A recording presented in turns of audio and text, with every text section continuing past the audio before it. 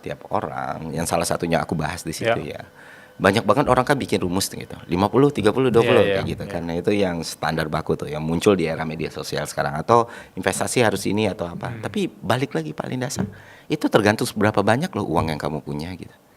Kalau misalnya uang kamu punya katakan cuma 5,2 juta standar UMR Jakarta, dan kamu harus ngehidupin keluarga, pakai rumus 50, 40, 30, 20, kamu bukannya berinvestasi, kamu meninggalkan beban buat orang lain gitu. Pemenuhan kebutuhannya itu lebih sulit.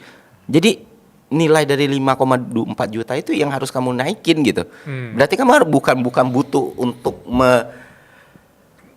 nunjuk berbasket-basket, tapi butuh meningkatkan income dulu nih. Setuju. Revenue 5,2 juta baik apa? Oh, banyak solusinya gitu. Pekerjaan tambahan, pekerjaan sampingan, atau pos-pos yang bisa digarap selama itu tidak menyalahin hukum dan aturan berlaku, ya lakuin.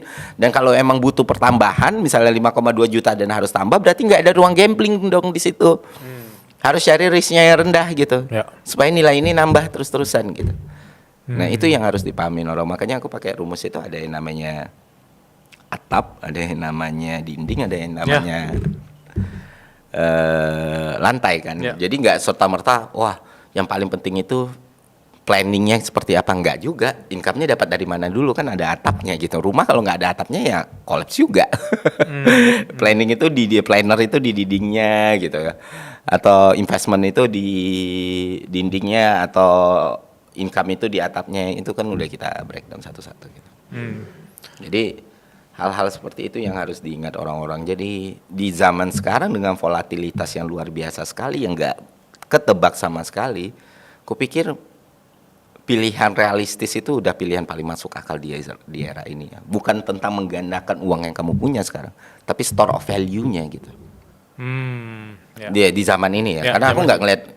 Tapi kan kalau orang goncang itu opportunity, orang bisa lebih kaya bang. Betul, bener. Tapi ya orang kayak gitu nggak sampai 2%.